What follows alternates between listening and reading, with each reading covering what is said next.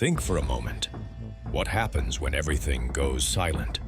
No satellites, no command, no reinforcements. The cold bites into your bones. Your breath turns into smoke. The ground pulls you down with every step. For most armies, this is the moment of collapse. For the Russian army, this moment feels familiar, because this army was never built on the assumption that everything will work. It was built on the belief that everything will eventually break. Look at the map. Not like a country, but like a void. Russia stretches endlessly, empty, harsh, unforgiving.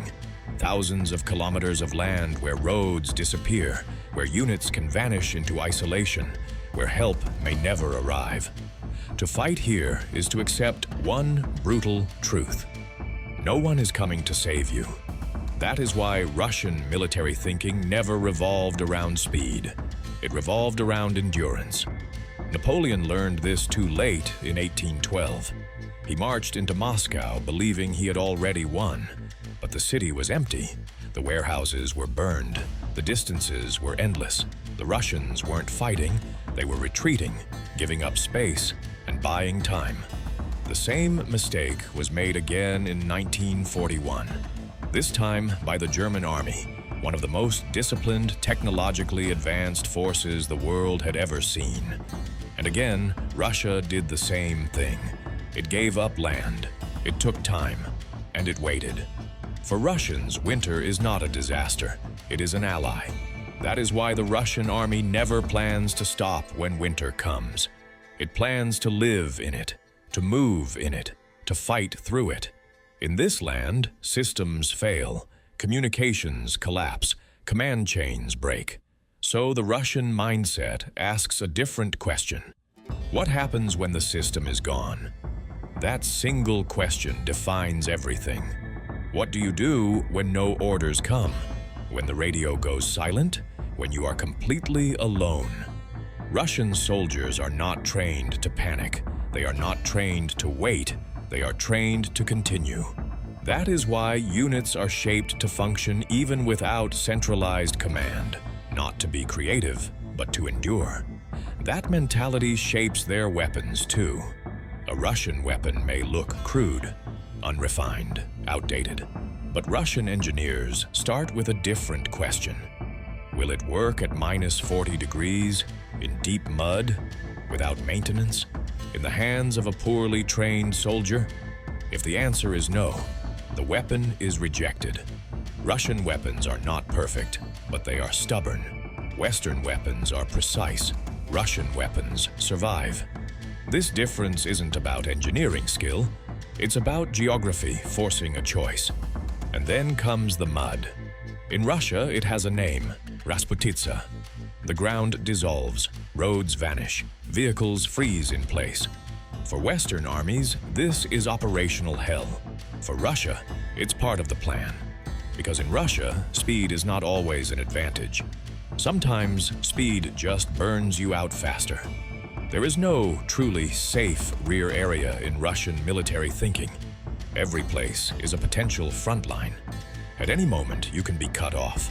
At any moment, you can be alone. So Russian soldiers are conditioned for isolation, for uncertainty, for fear. This harshness isn't heroic, but it is real. Now look at the numbers. Over 1 million active troops, millions of reserves, tens of thousands of tanks and armored vehicles, vast artillery forces. These numbers are not just about power. They represent an assumption. This war may not end quickly. Russia does not need wars to be short.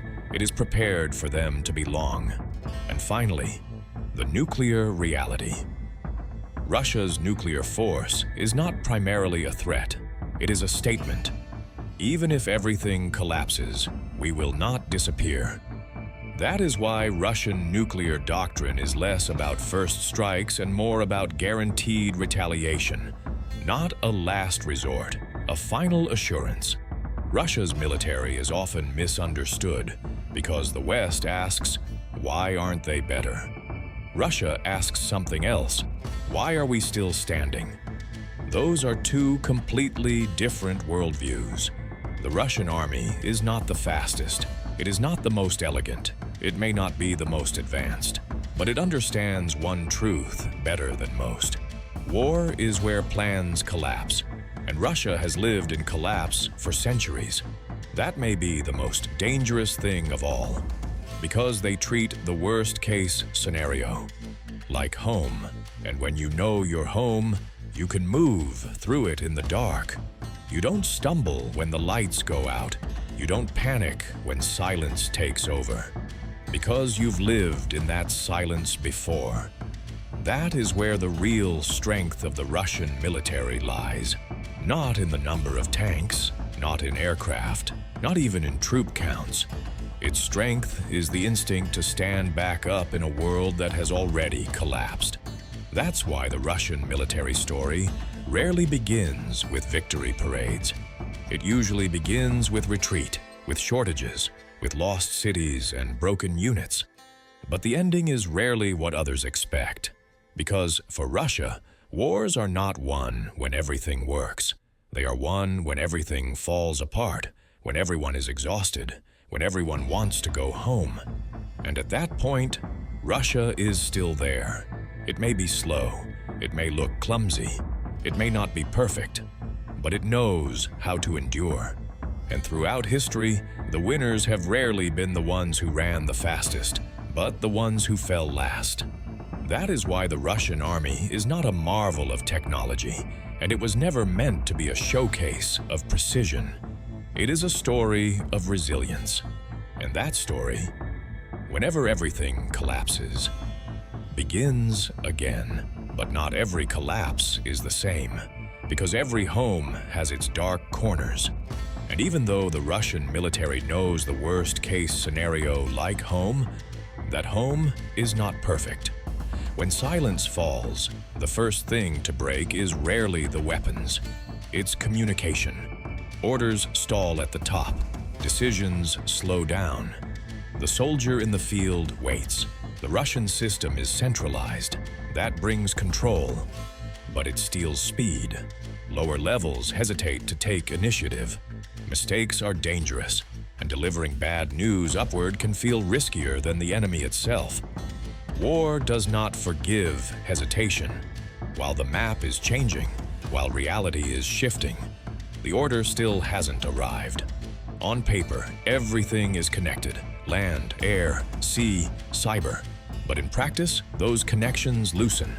Units believe they are fighting the same battle, yet they are not living the same moment. That gap grows quietly, and quietly it becomes dangerous.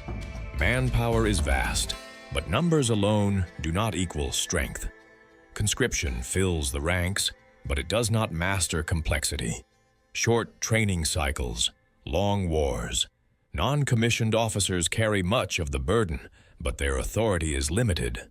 Small units wait for leadership, and when leadership doesn't arrive, they stop. And in modern war, stopping is one of the most dangerous things you can do. As wars drag on, another truth surfaces. Battles aren't decided only at the front. Fuel comes from behind. Ammunition comes from behind. Spare parts come from behind. And that rear is often tied to railroads. The farther forward you move, the longer the chain becomes. And the longer the chain, the more fragile it gets. One bridge, one junction, one depot, and an entire front slows down. Russia has a lot of everything, but having a little too much of everything comes at a cost. Different platforms, different calibers, different maintenance needs. Thousands of small problems pile up in the field until they become one very large problem. And then there is the reality everyone knows, but few want to dwell on. Nuclear power. It keeps Russia standing, but it is heavy, expensive to maintain, sensitive to secure, always carrying the risk of miscalculation. And that deterrence pulls resources away from conventional forces. Above all of this lies something deeper: strategic culture. The Russian military trusts massed firepower, weight, intensity. But modern warfare often demands less fire and more speed. That mismatch isn't always obvious at first, but over time, it demands a price. Learning exists, but it is slow. By the time feedback reaches the top, the battlefield has already changed. That is why the Russian military is neither truly weak nor invincible. It is an army that knows how to collapse, but it does not rise from every collapse with the same strength. And this story, whenever everything falls apart, begins again. But it does not always end the same way.